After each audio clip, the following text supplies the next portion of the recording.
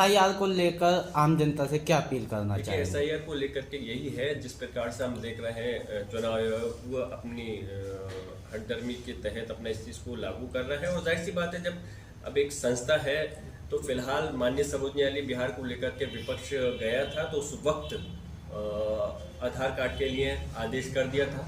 लेकिन अब हम देख रहे हैं उत्तर प्रदेश सहित जो 12 राज्यों के अंदर एसआईआर लागू है, शुरू किया है। उसके अंदर जो मेरी जानकारी में आया है कि आधार कार्ड यहाँ पर उसको रोक दिया गया है, उसके आधार पर नहीं बनाए, नया ही वोट जोड़ा जाएगा, ना करा जाएगा। तो आगे के देखेंगे इसके लिए हम क्या आगे कर सकते हैं इंडिया गठबंधन के लोग, कि जिससे कि हमें आगे को कोर्ट जाने की ज़रूरत है या नहीं। लेकिन मैं अपने प्रदेश उत्तर प्रदेश के सभी सम्मानित बुजुर्गों से, नौजवानों से, माँ बहनों से जो वोटर्स हैं और जो नहीं हैं, मैं उनसे प्रयास करूंगा कि इस पे बहुत सावधानी पूर्वक अपनी जिम्मेदारी को निभाते हुए इस चीज़ का ध्यान रखें कि आपका वोट किसी प्लानिंग के तहत कट नहीं जाए। आप इस चीज़ को जिम्मेदारी, पार्टी तो अपने स्तर पे विपक्ष के लोग कर ही रहे हैं कि किस तरह से हम उसको रोक सकते हैं, लेकिन हर मतदाता हर नागरिक अपनी जिम्मेदारी को समझे। जो पूरे देश के नागरिकों, जहाँ 12 राज्यों में हो रहा है, खासतौर से वो लोग अभी इस जिम्मेदारी को संभालें कि जहाँ कहीं भी अपने बूथ पे जाकर के चेक करें, अपनी मतदाता सूची को ऑनलाइन भी चेक कर सकते हैं। अगर उनके नाम के अंदर वो है 2003 के अगर तहत है तो उनका नाम ऑलरेडी जुड़ने में कहीं समस्या नहीं आएगी, या माँ बाप का उनका नाम है तो उसके तहत जुड़ सकता है। अदरवाइज वो अपना जो डॉक्यूमेंट मांगे गए उस आधार पर अपने नाम को जुड़वाने का काम करें, क्योंकि आपकी ये ताकत, ये किसी पार्टी के लिए ताकत नहीं है, वोट की ताकत, ये ताकत आपकी जनता की ताकत है।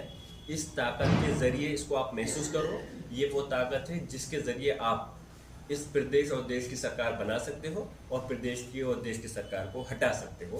तो इसलिए मेरी सभी से गुजारिश है, दरखास्त है कि इसको बहुत सावधानी पूर्वक, बड़ी जिम्मेदारी के साथ में हर नागरिक अपनी जिम्मेदारी को समझते हुए वोटों को पर ध्यान दें और अपने वोटों को बढ़वाने का काम करें और नहीं घटे, इस चीज़ पर भी नहीं फोकस करें। प्रियंका गांधी का कहना है कि जनता बदलाव चाहती है और बहुत स्पष्ट है कि अब जनता उठ चुकी है, थक चुकी है और इस बार ध्यान भटकाने वाली बातें नहीं चलेंगी। हाँ, वही तो, ये बात तो हम भी कहते हैं कि ध्यान भटकाने वाली बातें नहीं होनी चाहिए और बातें मुद्दों पे होनी चाहिए।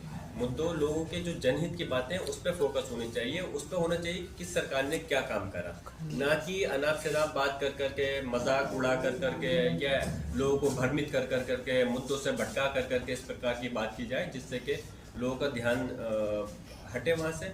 और मुद्दों की अगर बात होगी तो यकीनन मैं समझता हूँ बदलाव के लिए कहीं ना कहीं प्रयास होगा।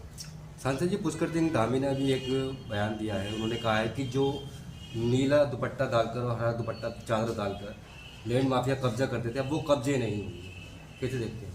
कब्जे के लिए कौन कह रहा है? पहले वो बीजेपी की जो सरकार और जगह हैं पूरे देश के अंदर, वहाँ का गिराफ उठा करके देखें। हमने कब कहा कि कब्जा होना जायज़ है?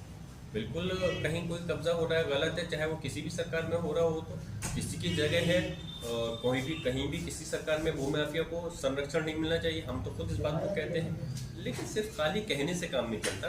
बीजेपी अपनी कहनी और करनी में फर्क होता है।